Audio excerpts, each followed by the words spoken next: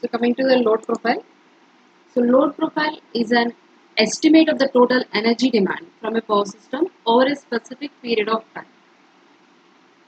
See, usually this load profile is nothing but the total energy demand. Suppose in the previous example Sankey diagram, 100 units of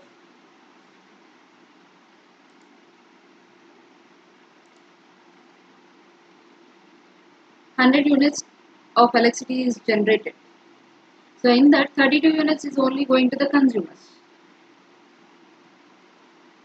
Suppose at the consumer end, suppose if 100 units of electricity is the demand, then based on this demand, we have to generate the electricity, including losses. That means 100 plus 32 you have to generate.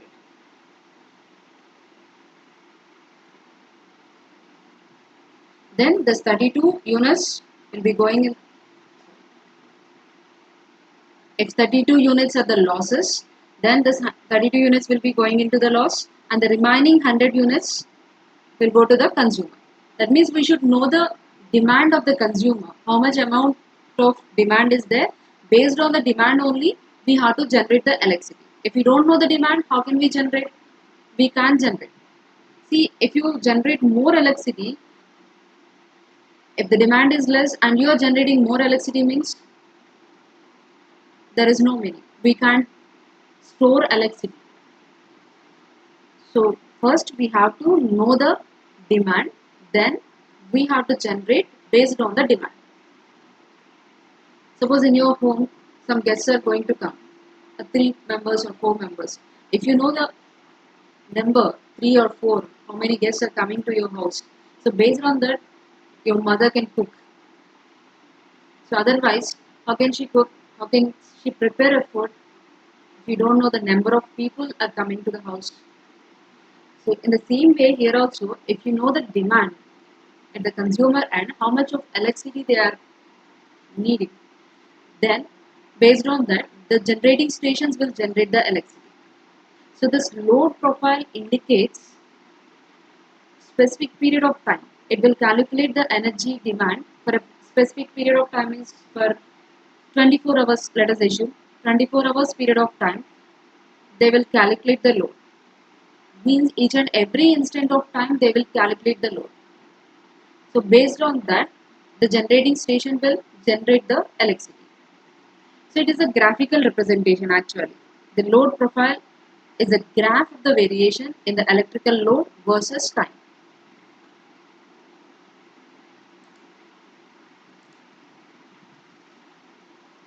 So graph of a variation in the electrical load. Variation means suppose if you take a summer season, morning time maybe less load will be there. In the afternoon, it is a summer, too much hot will be there. Then so many people will use ACs, air conditioners, coolers, fans. Everybody will use. So if those who have air conditioners, they can use that. But everybody will use fans. So load will be more. Consumers will consume more amount of energy in that time. So that load profile will be given as a graph. Morning, how much amount of load is taken from the utility, and in the afternoon, what is the load, and in the evening, what will be the load. So that time to time, the load profile will be given as a graph. Load versus time. So this is the sample household load curve. See it on x-axis, hour means it is a time. So with respect to time, we are drawing the graph. And on y-axis, energy demand. I told you how much amount of energy we are utilizing in a particular time. So that is given as a graph. Energy demand versus time. See the first 4 hours. This is completely for one day. See the total hours is 24 hours.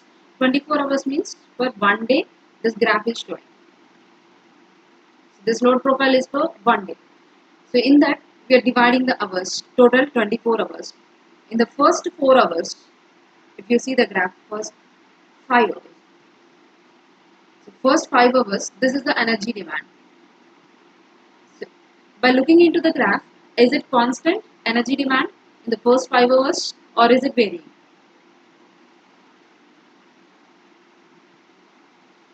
Are you following?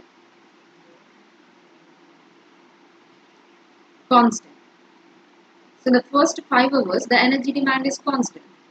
It is not changing. Whatever the energy demand here, the same energy demand is there in the first 5 hours. From the 5th hour to 6th hour, the energy demand is drastically changed. So at this hour, this much amount of energy is the demand. And next 7 and 8, it is keep on increasing. And at this point, again the energy demand is constant. From this point, again, the energy demand is decreasing. So what is the amount of energy demand at a particular instant of time? It will be given as a load profile. So based on this, this is the estimation only. We can't calculate exactly. So based on this estimation of the load, the generating stations will generate the electricity.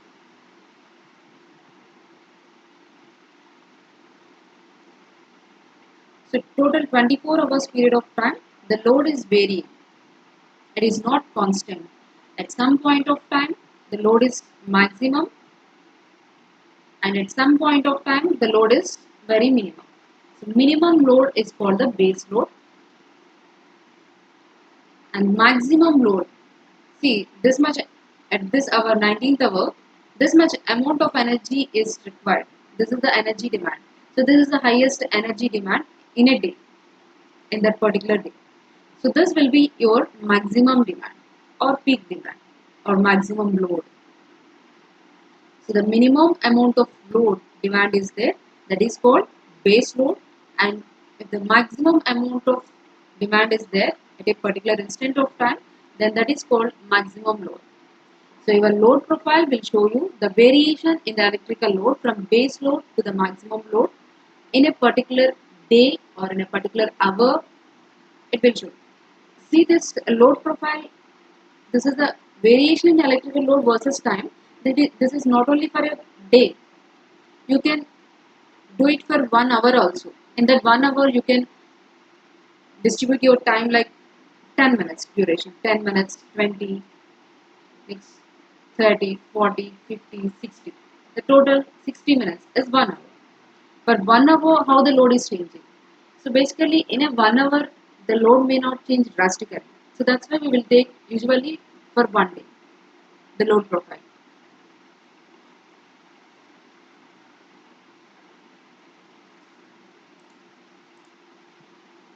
So why we need to calculate this energy demand? So why we have to estimate this energy demand? I already told you, without knowing the energy demand, the generating stations cannot generate the electricity. So first they should know how much amount of electrical energy demand is there. Based on the demand only, the generating stations will generate the electricity.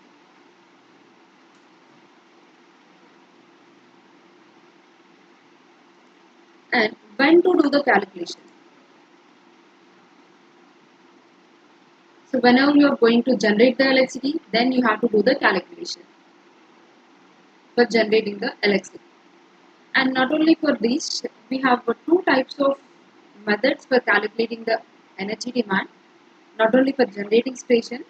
So I will give you examples.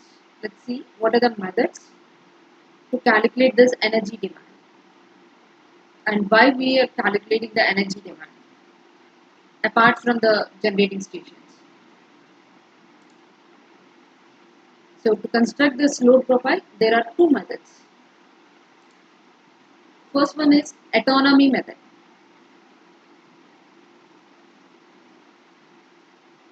So forget about the generating station. In our college, suppose let us take our example, college. So autonomy method and 24-hour method.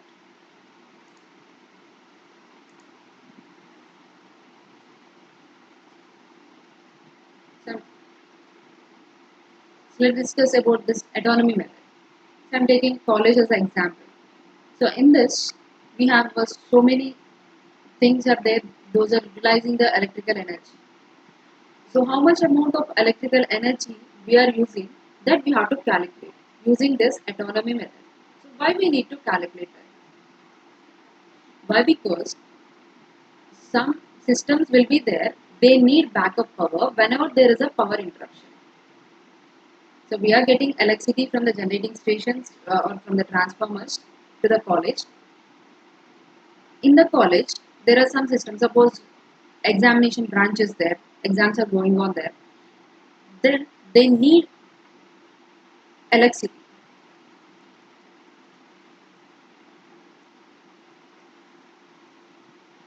With continuity. They don't require the interruption. So they in the examination branch there must be electrical electricity and there should not be any interruption in the power. But we can't estimate when will be the power will off and when we will get the power back. We don't know that. So for that we need a backup. Whenever there is a power interruption, we need a backup. Why? Because this examination branch needs the electricity continuously. So for that I need a backup. So how much amount of backup power I require? I should know that, right? So based on that only I can arrange some backup arrangement. So that's why we have to calculate how much amount of energy the examination branch is utilizing. Not only examination branch, we have A block, B block, C block. In every block, we are utilizing the electricity in addition to the examination branch, right? But whenever there is a power interruption, I need a backup power in the examination branch, not in these. So for that, first I have to know how much amount of energy this examination branch is consuming. So for that we have to do the calculation. So this autonomy method, use it for backup power application. Whenever you require a backup power, when there is an interruption of power, so we need backup power. So for that, this autonomy method is used. So backup power means generally we use UPS for the systems. Mainly we are using systems, computers. So for the computers, the backup power is given by the UPS systems. So in this autonomy method, the instantaneous loads, it's each and every instant of time, the loads are displayed over an autonomy time. Autonomy time means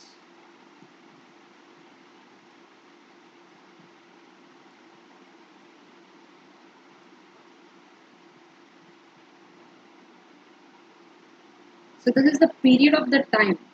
Suppose power interruption is there for 30 minutes.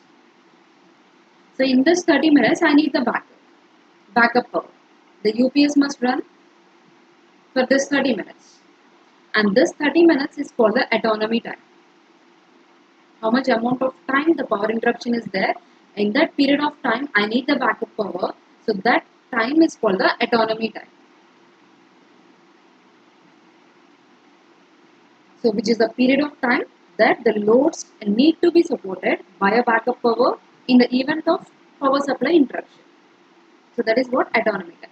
So with respect to this autonomy time, so what are the loads that will be displayed with a load profile graph for that 30 minutes period of time. This is autonomy time. What will be the load? So a load profile will be given. So and this method is called the autonomy method. So autonomy method is used for backup power application. Whenever there is a backup power requirement, then this autonomy method will be used to calculate the energy demand and we can indicate the energy demand using a load profile. And next coming to the 24-hour profile method.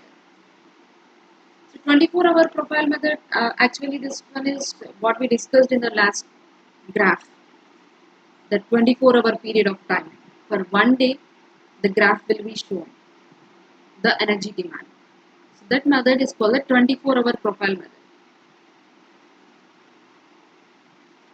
So in this method, each and every hour, how much amount of load will be there that is indicated in the load profile. So what are the expected loads, or what is the average load per one day, that will be calculated under this 24-hour profile method. So this will be used for the generating stations to generate the electricity. So they can estimate the energy demand by using this 24-hour profile method. They can calculate the energy demand using this 24-hour profile method. But autonomy method is used for backup power application. Not only for college, this autonomy method we can use it for houses also. In the houses, whenever there is a power interruption, we are using inverters. The inverter, not only the inverter, in addition to that, a battery will be there. So that battery means it has some capacity. So how much capacity battery we have to use in our houses? How can we know that?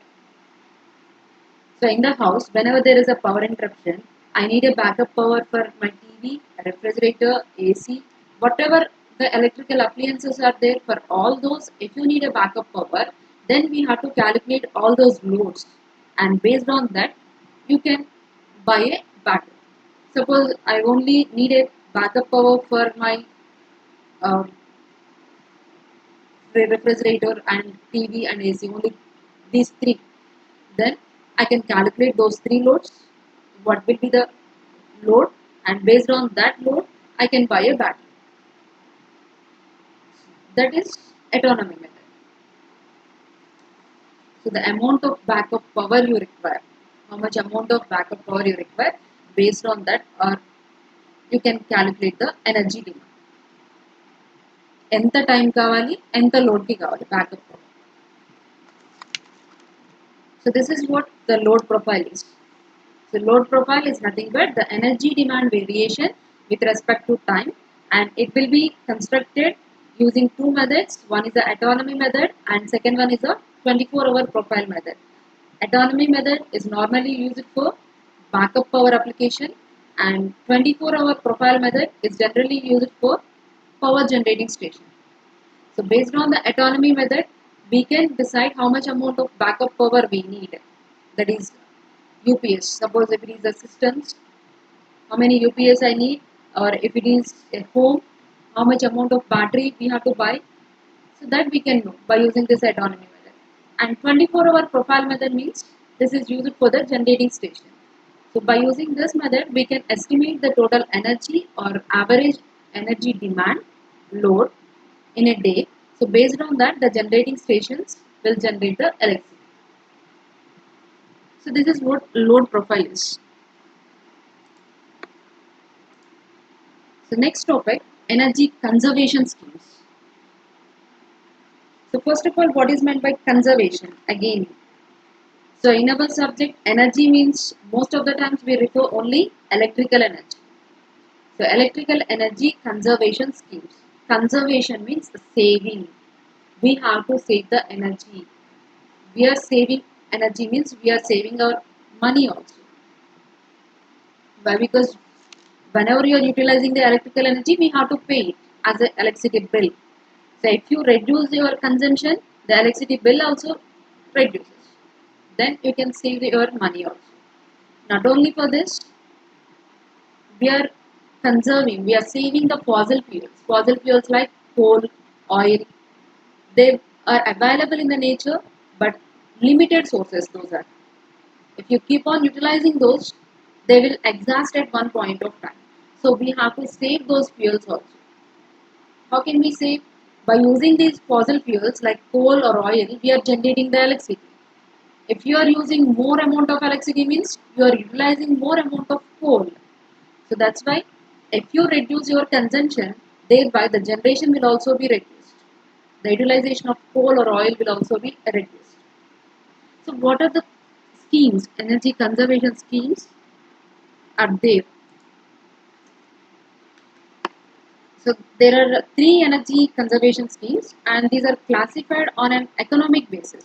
That means by using the first scheme, how much amount of money you can save.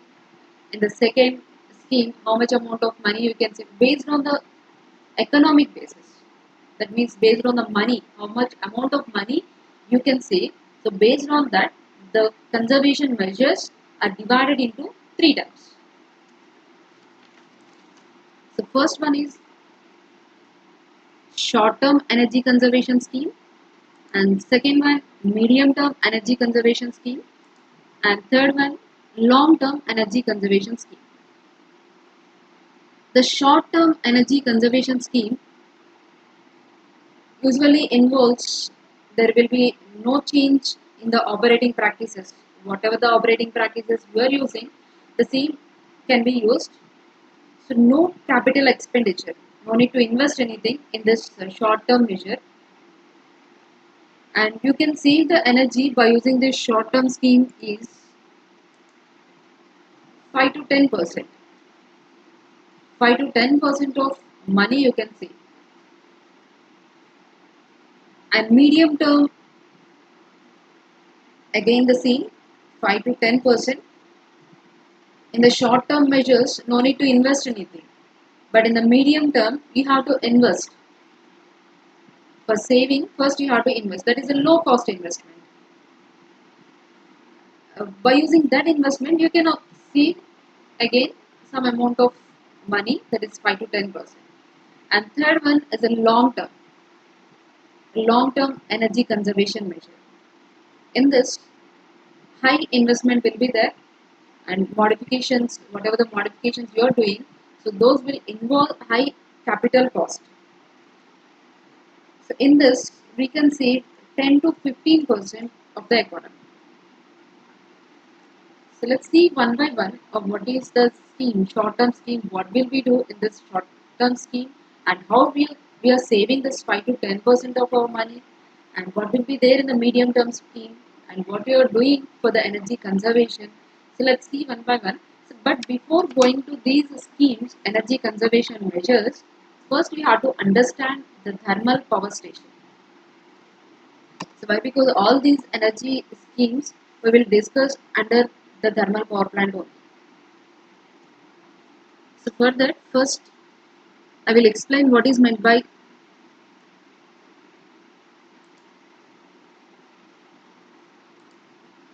thermal power plant.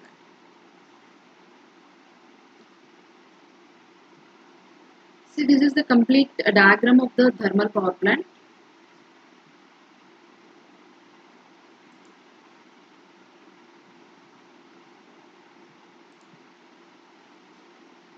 See, any power plant, first there must be a fuel, and by using that fuel,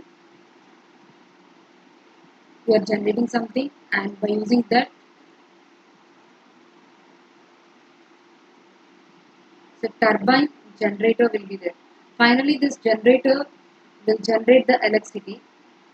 So for the generator, the input is mechanical input that will be given by this turbine. And how this turbine will be rotated? By using this fuel, we are doing something here to rotate this turbine. So what is that process? That will be explained by using this diagram. We are using a fuel to generate the electricity. Here the main thing, input is the fuel and the final output is the electricity. So for that, a generator is used and turbine is used. Generator, we know that the input it is taking as a mechanical input, and output it will give you electricity. So output we are getting electricity. But how we are giving the mechanical input to this generator?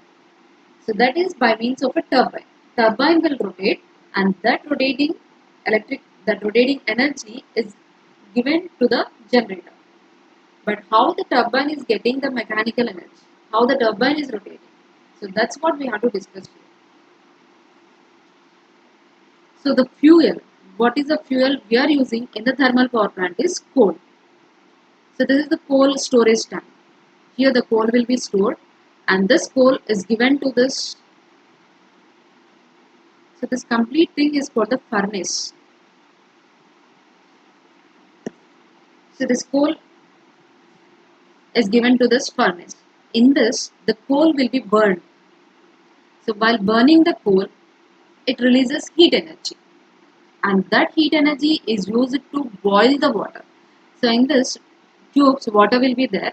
So the water will be boiled by getting this heat energy. So coal, we are burning the coal in the furnace, then it releases heat energy, and that heat energy we are giving it to the boiler. Boiler means it consists of water, and the water gets boiled by taking the heat energy.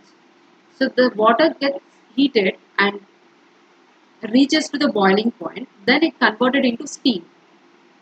Now that steam will be given here. See here, here the steam is given to the turbine. So once the water gets boiled and converted into steam, and that steam will be given to the turbine. So that steam will rotate the turbine blades now. Then the turbine blades will start rotating, and that mechanical energy we are giving it to the generator. This is the turbine, steam turbine. Okay, now this is coupled to the generator. Then the generator will convert that mechanical energy into electricity, and that is given to the power lines. So this is the main thing what is happening in the thermal power station. See what are the remaining parts here. So we need water in the boiler. To heat the water we require first water. But where we are getting the water? So this is a feed water processing plant. See once you are using the steam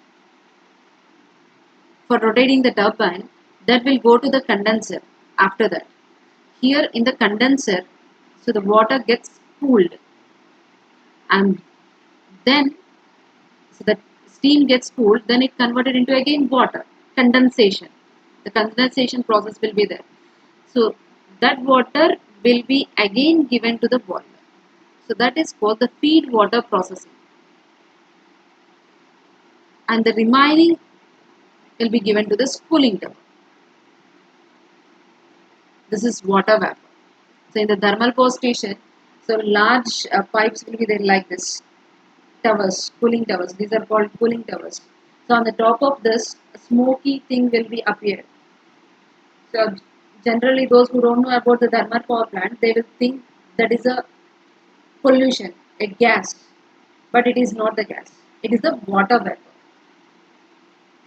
And while burning the coal, some harmful gases will also be released, and those gases will release into the atmosphere. So that is CO2 rich emission. This one. So those harmful gases will be released and they emitted into the atmosphere. So that's why in the thermal power station, whatever the harmful gases are released into the atmosphere, they will pollute the environment. And once the coal is burned, ash will be there, and that ash will be collected in this hot ash or slag. So to burn the coal, we require some air also, and that air will be induced into this furnace by using forced draft fans. So this is the operation. So what we have, a condenser, feed water processing plant, and furnace, coal storage tank. So these are all there in the thermal power plant. Remember this, the operation of the thermal power plant. So we will discuss the energy conservation schemes.